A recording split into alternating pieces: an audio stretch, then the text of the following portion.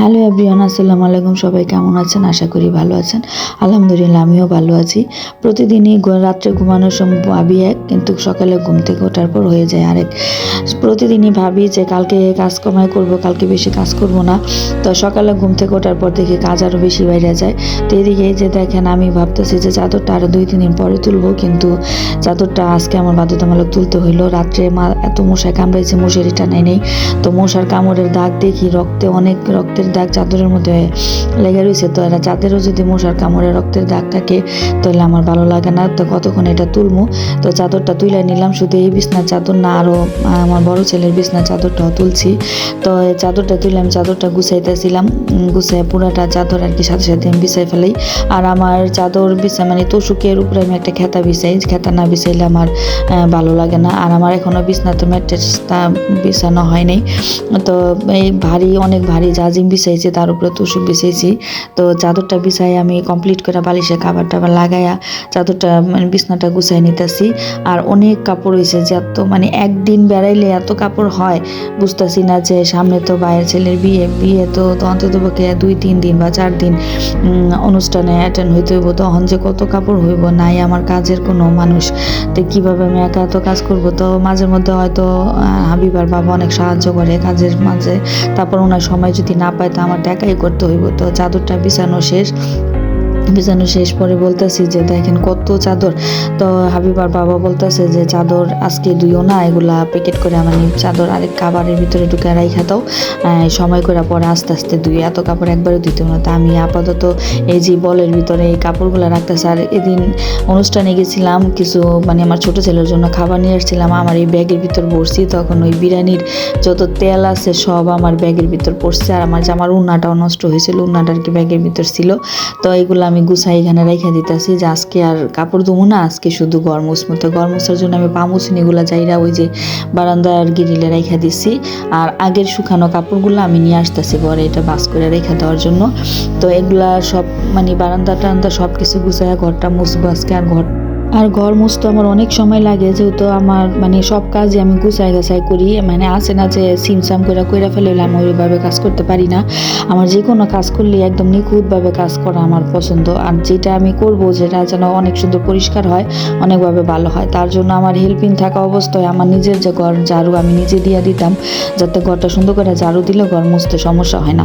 তো আমি ঘর মুছতে আমার খুব সময় লাগে, অনেক সময় লাগে। ঘর মুছতে আমার প্রায় 1-1.5 ঘন্টা লেগে যায় ঝাড়ু দিয়া ঘর মুছতে। তো রুমগুলো তো অনেকটি রুম, তো যেগুলা মানে হাবিবার সাথে বলতেছি যে তুমি কবে বড় হইবা, তুমি একটু বড় হইলে তো আমার কাজে সাহায্য করতে পারবা।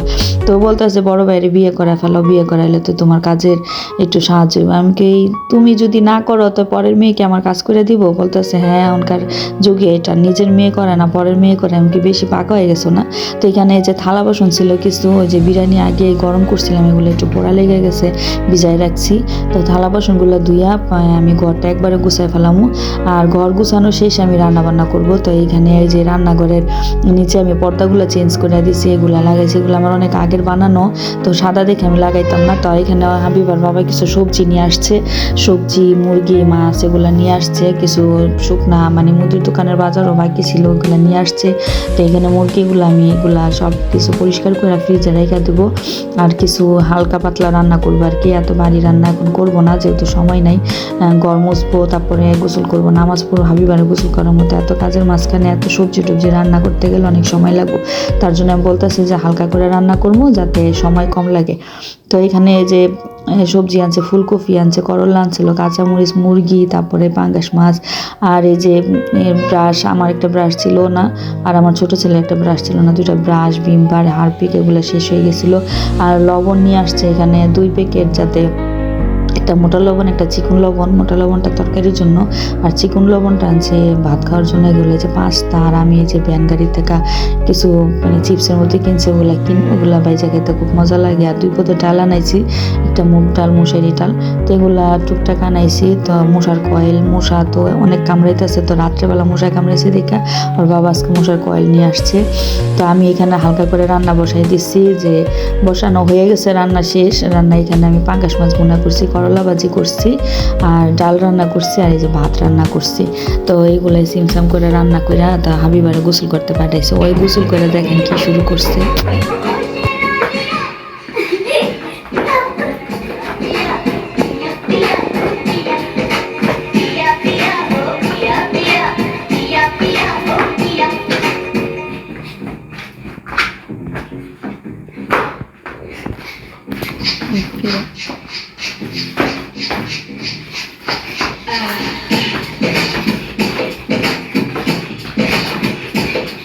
ওদিক টাকা দেখো